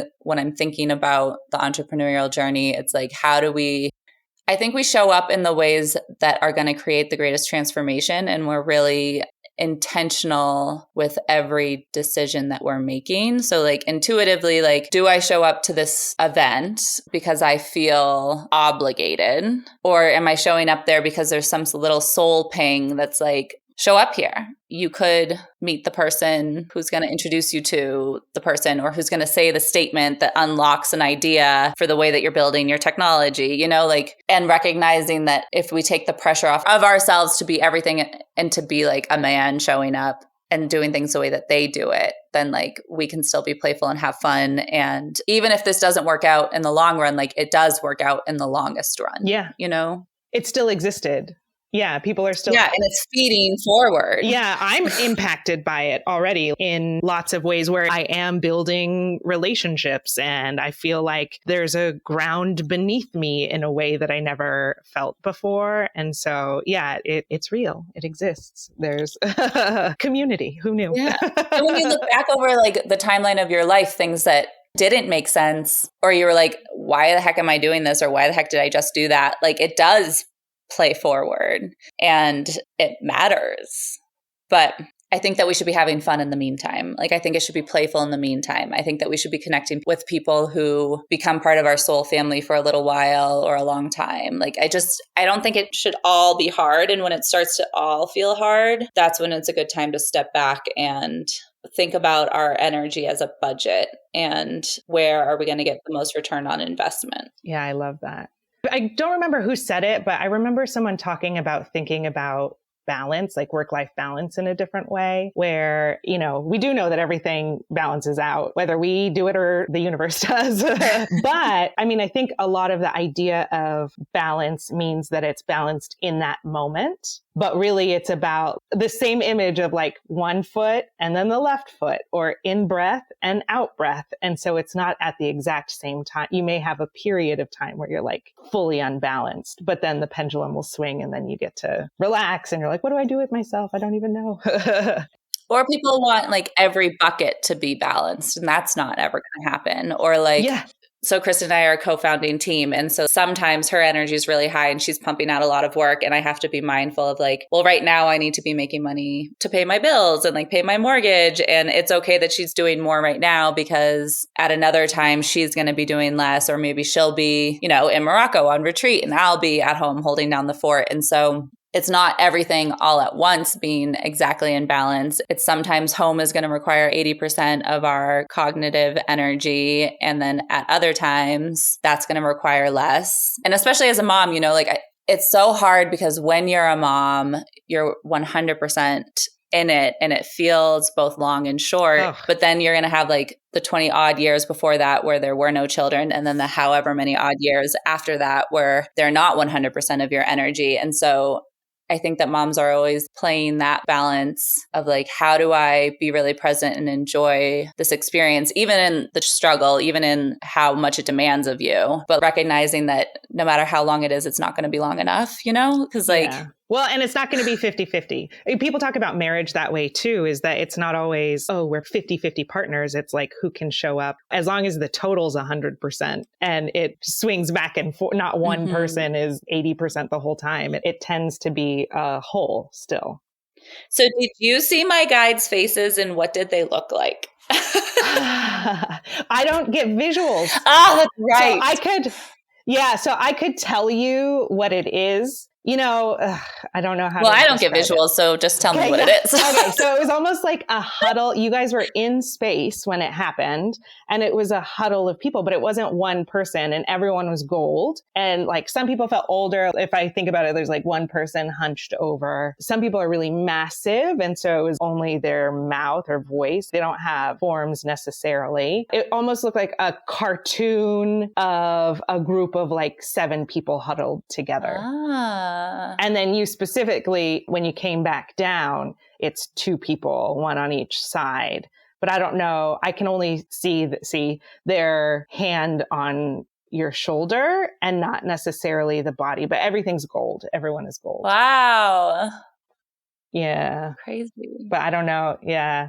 More specifically than that, I don't know. I will say that book, Opening the Channel, I read it during the pandemic. And I was skeptical about channeling specifically because it's a whole other thing, but I did experience it. And what I learned is the more that I trust, again, like they give me a little something to do, like here's a healing, you get to practice this. And as long as you're saying what we're telling you, we'll give you a little more. And so one day I finally felt it where the words coming out of my mouth weren't my words, but it's a feeling I don't know how to describe. Like I didn't have it. It's almost like I didn't feel it in my head. It was just coming straight through from behind my ear out of my mouth. And if I stopped or tried to editorialize what was coming out, the words would just stop. And they're like, are you done? And then would keep going again. And so that book helped me connect with guides and be able to ask the name of my guides. And again, because I don't hear it the way people hear it or see it the way people see it, it's just a knowing of like, oh, I guess this person's name is that. Like, I don't even know. I don't know. But the more I trusted it, the more they would show up. But they do a really good process of making sure you're connecting with, again, I'm scared. So connecting with your actual people and the questions that you can ask and how to prepare and get into that meditation. Cool. So that reminds me of like when I was like in the real habit of teaching yoga all the time, I was like one of those teachers who's like, we're here for a spiritual reason and we're going to use your body to like clear out whatever's blocking you from receiving the lesson that you're meant to receive because you're here. But I would black out. Not in like a drunken state, but like I would come out at the end of class, I'd be like, oh, well, what happened here? And that's the one time I was like, I feel like I would channel and I would prepare a little ahead of time. Like, this is what I think we're going to need to talk about and like have some idea of sequencing. But I would just like at the end feel like, oh, wow, that was something. I don't know what it was because it was like I wasn't even there. Oh, yeah. Like no memory of it. Mm-mm. Yeah, that's the other thing. I don't remember after I say it. So I kind of like recording the sessions too, because the channel comes in as I say it. And then afterwards, I listen back to things and I'm like, oh, that's great advice. I should probably do that too. Interesting. So I had another question because you were saying that my guides were like star beings and all from like, what were the words you used? All light beings, stars, higher dimensional beings. And because I feel like I've always been, I am of this earth, I've always imagined that guides were supposed to be like Kristen said, like angels, people you knew. So is this like normal that your guides would be like higher dimensional beings and we all have different? Yeah, I think different people have different kinds of teams. And so you probably do have ancestor guides too. And these are the ones that wanted to show up. Because I feel like I have a team of people who are like, I know that I have one who's an ancestor guide. And I found out from my grandpa recently, she was a midwife. And so to me, she feels like a curandera guide. But yeah, she was like a midwife in the 1800s or whatever. And so I could feel that, but it was helpful to have someone confirm. And then the name that I got, I went to ask, like, do we have a relative named this? And oh yeah, you do. So those little confirmations help me. And so I know for sure that there are earth people. It's not my mom though. And people have told me that my mom is around me, but there might be too much grief for me to connect with my mom as a guide. I know that she comes to other people. I know that if I see feathers, that feels like my mom. But yeah, I just cannot connect. But I do have light being guides that are very clear to me. And then my husband too, he has very specific star guides that are specific to him. And then I know other people who have fairies and other people who have, so everyone kind of, it's like your own, like who you are, like where your essence is, I think is who's part of your team that's assigned. And they change depending on where you are in your life. There tends to be a lot of them, not just one, and they show up in different situations. Cool. Yeah. Oh, I think you touched on this. Like, do you feel like you have psychic abilities or telepathy? I'm curious about your feeling about the telepathic stuff. So I don't know that much about telepathy. So I was trying to look into it a little bit, but can you give me your little Wikipedia? It's interesting because I don't really know much about it too. And it was very specifically like telepathic. And it's almost like you're able to broadcast thoughts and ideas, and then people will hear it and be like, oh, that's me, and then show up like, oh, did you call me? Like that kind of thing. And when I looked up the feline starseed stuff, it talked about how they're really telepathic. But yeah, it felt very much like sending out a broadcast of like, okay, this is what I'm thinking. This is what I need. Here's my story. Here's who I am. And so even if you're not saying it or you're like stoic about it, it's all being broadcast. So I think that this comes back to the parts of myself that I've denied. So what was really interesting about the aliens coming is that people talk about outer space all the time. And I have verbalized, I have enough to worry about here on Earth. So I don't think about that stuff. So that has always struck me because I'm like, that's weird. Like you would think that I would be more interested in like what's going on in the stars and astrology and the Southwest. There's like UFO sightings all the time out there because you can see the sky. Exactly. And yeah, aliens in general, like you'd think that I would have more interest. And so I thought that that was really interesting because I was like, of course, because there's been these other signals. I don't know if you're familiar with Dr. Joe Dispenza. So he's like pretty controversial because he does call himself a doctor and promotes all of these research studies and like meditation methods that he's like created that are around neuroscience, but he's actually called a doctor because he's a chiropractor. And so I don't believe in certifications making you who you are. You know, like I think that we've created all of these restrictions for capitalism so that people have to pay to be a yoga teacher when like really how hard is it? I say as a yoga teacher. No. If you have, anyways, so I have always meditated, but his meditation is very much about clearing out the energy centers and then like going out into space. And that has worked really well for me. And I thought that that was really interesting because one, I'm a skeptic and two, I've avoided space. And so this whole healing and you saying like, I probably have other guides, but the star beings were the ones who wanted to present themselves feels like confirmation of you've denied these parts of yourself because they weren't accepted or the people around you weren't ready at that moment to accept them. And so I've like put up these walls around these certain pieces or this golden statue. And so I'm thinking that the telepathy part shows up in my life, in my relationships, like anyone who I'm close with, there's like that telepathy or like, oh, I was just thinking of you or like we're in the other room and have the same thought and come together or whatever it is. And so that exists on a plane that like I'm comfortable with. And I feel like, oh, like I can like chalk this up to just like two people who know each other well. And like, it's not anything special about me. No, it is. So I'm really curious because I want to keep opening myself up to this possibility because I would like to wield this power.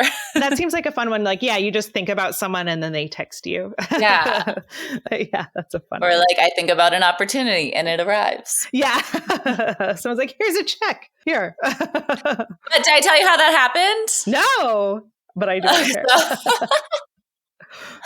So I had one foot into the manifesting world and like the spiritual soulpreneurs, like I'm not one, but like I have a dear friend who is, and I listen to those teachings and I love Esther Hicks. And so I will practice every once in a while. And the one thing that I very easily could do for a while is like manifest through my husband, but that is annoying because it's not to me. So like all of a sudden he started getting so I was really curious about like random checks in the mail. Like this one teacher always talks about that. And I'm like, what the hell is this random checks in the mail? So I was doing it. And then he started getting all these random checks in the mail from our like pet insurance from our dog who's been gone for like 4 years.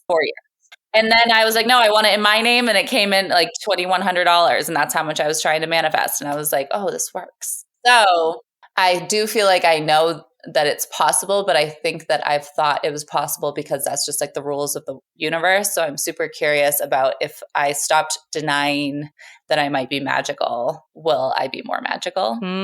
Yeah. Yeah. You know, I used to manifest a lot of stuff and money through my husband too. And a psychic told me that. The way that she phrased it too is like, it's okay that you manifest things through your partner. and I was like, wait a minute, I want it. And then the moment he has not gotten a paycheck or, you know, a random check. Yes, not even a regular check.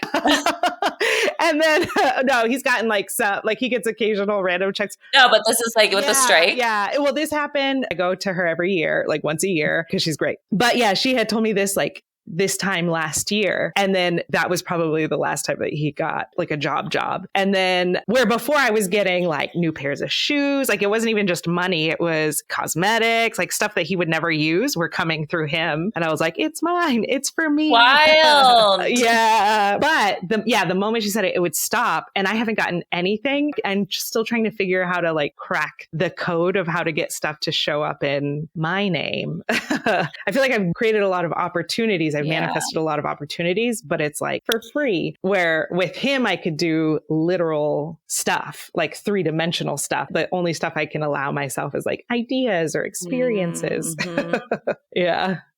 So yeah, it's a good trick or not a trick. It's like a real thing. It's like a nice power to have because it like comes down like rain and it's like, oh, there it is. Thank you. Yeah. And that's how it should be. Yeah. How fun. We talked about the searching, staying put versus searching. So your guides can come to you. You talked about that. Moving like a mudslide. You talked a little bit about that. Does that resonate at all? Like moving like a mudslide? Besides not wanting to move like that, can you feel when that happens? Yeah, I will sometimes, I've been saying this, like I will know that something has to happen and then I'll anticipate the way it might impact people and the way that they might react. And so when I'm like delivering the news or whatever, I will treat them as if they've already had this reaction, which then is like, it's destructive. So like rather than just like moving and recognizing that everything will happen as it will, I will try to preemptively deal with the fallout, which is like one, not fair to humans because it doesn't give them a chance to just like rise into the next level of themselves. I'm like judging them based on past behaviors or not on anything they've done, but on like my own belief system. And so I have been destructive when I've moved forward because I either feel guilty about moving forward or I haven't accepted it. So if I feel like they're a mirror to me, then I will like block them out or respond to them in a way that maybe they don't understand. And then I have also just like held people prisoner to their past behavior. And so they haven't even gotten the chance to hear the news before I'm treating them as if I know exactly how they're going to react. And like, I'll be disruptive.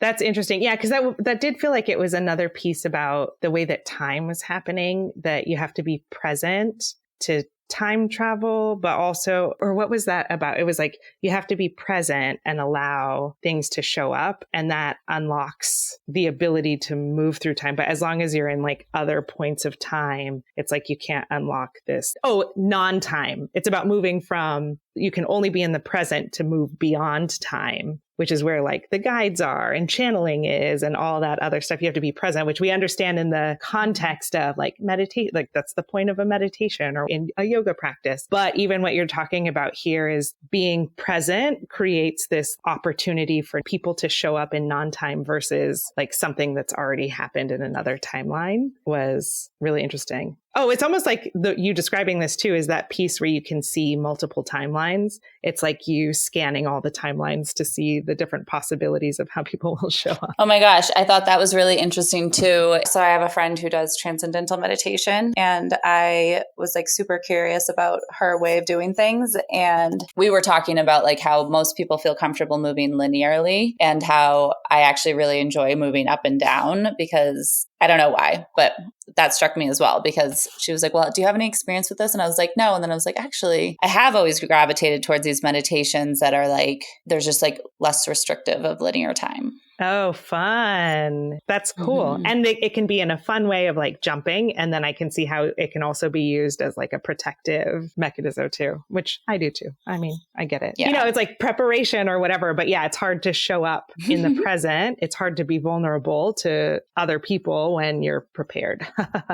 I've been really working on that though. And I feel like with my husband, I've been really working on it because you know, like finances are tight right now. And that has always been for both of us it's our one Achilles heel. It's like the one thing that brings out both of our survival mechanisms and like our negative coping mechanisms. And so I've been really proud of the way that we've both been dealing with like me in between right now in this transition, because I'm really trying to like just remain present and like we're having this conversation and like I'm not holding you to like your previous reactions and responses and you're like having faith that like I can behave differently or whatever, but it is hard. It's hard. You know, going back to that thing of like, what's the difference between moving with like being fully okay with failure or moving with trust, like smoke versus a mudslide.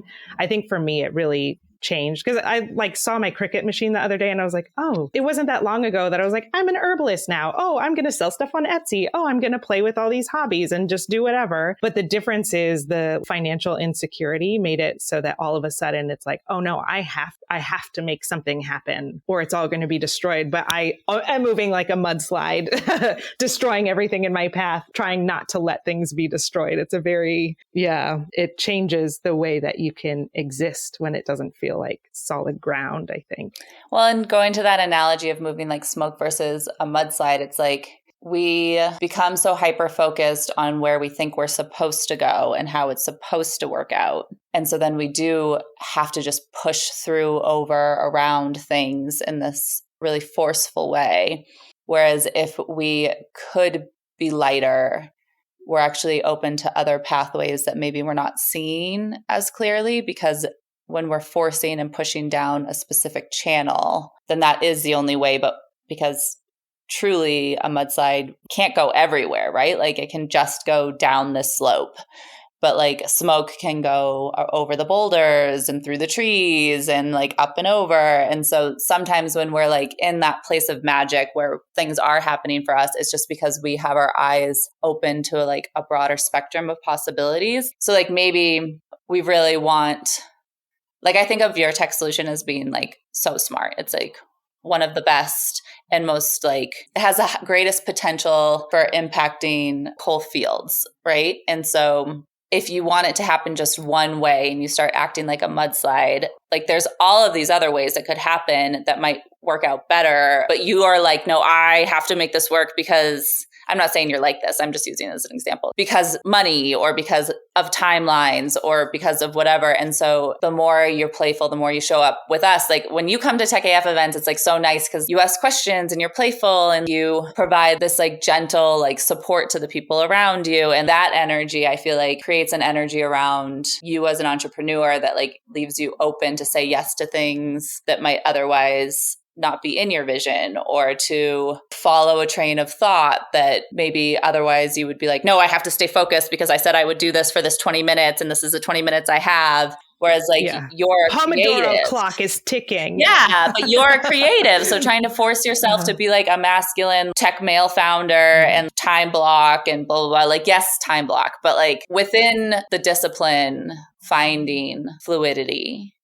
Yeah. And you talking about this brought up a really specific visual of the difference between like a mudslide moves linear where smoke rises. And so it's even like the way that it moves through time. So almost if I were to give a psychic thing is what I see it, and I'm getting chills. I think this is advice for me too, and probably anyone who's listening. There is this thing about if we're moving forward in time, it's so locked into 3D Earth, what exists already. But the other thing that you can focus on is if you're moving up and dancing, it's almost like you're just jumping timelines where it's already happened. And so then if you're like, okay, I'm here now, then it has to build itself around you. That existence has to build itself around you. And so instead of focusing on the point in the future that you want to be at, it's like focusing on the timeline I want to be on where this is the reality. Shifting that might open up a lot. I love that. That's definitely a message for both of us and for whoever's listening. I needed to hear that.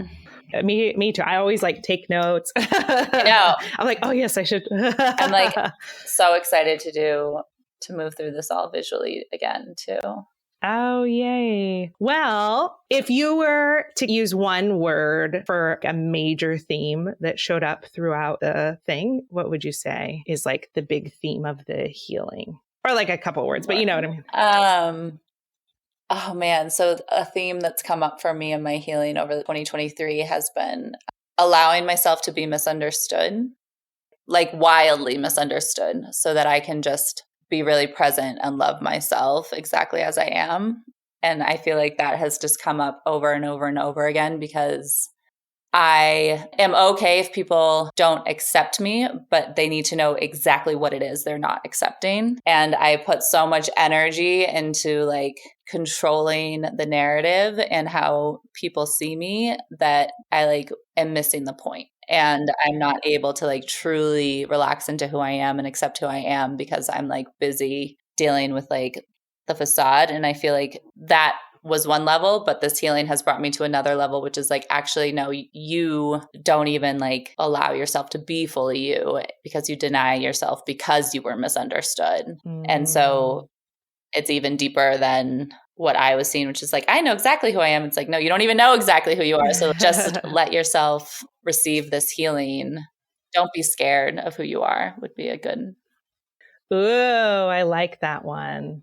I think a lot of people can relate to that experience too, even the people who are like, I know exactly who I am because, you know, it's all an unending well of who we are. Mm-hmm. And I feel like that was part of what I was saying, the memorialized statue of me. Like you were saying, it's usually an entity is found on your body or inside you, but mine was all around me. And I feel like that was part of the, oh, this is who I am. So like, love me or leave me. But like, actually, it's like, that's not even who I am. Oh, it's very deep. Okay. And then that's really all I have. Is there anything else that you wanted to add? No, I just wanted to say thank you because I feel like for a long time, healing to me was this like upward battle and I had to earn every inch and like I would get really stuck in the stories that came up. And I really am just like so grateful to receive this healing that was so deep and so, it must like take so much energy for you to give this. And like you did all this research afterwards and recorded your voice memos. And so I'm just really appreciative that you could provide so much healing for me in a way that I could just receive for once instead of feeling like I needed to like earn every inch.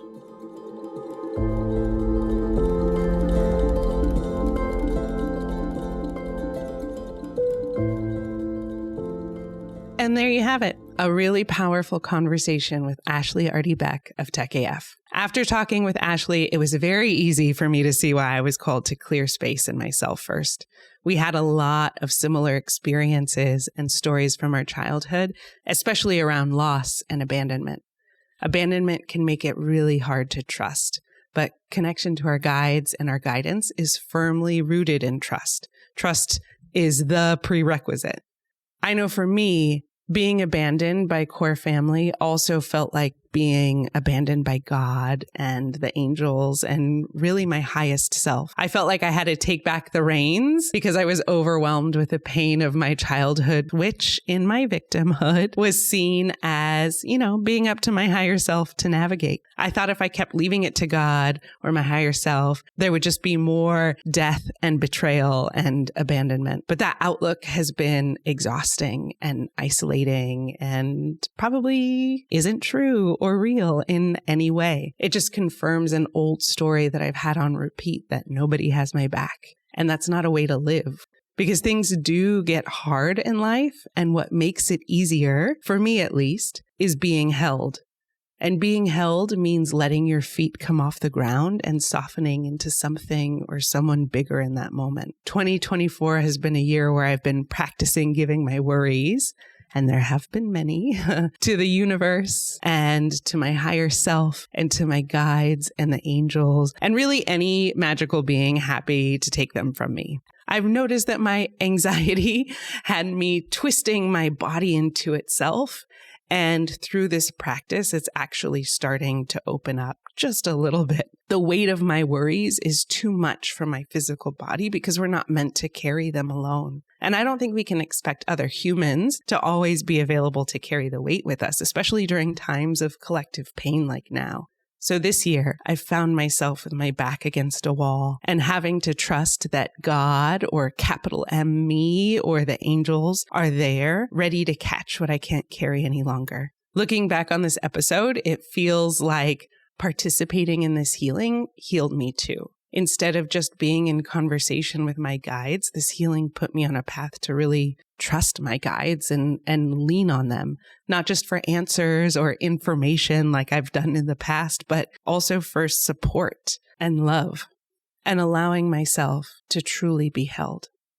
So I hope you find some connection and support from this episode and that it opens the door to the weightless magic of the stars as you journey forward on your path.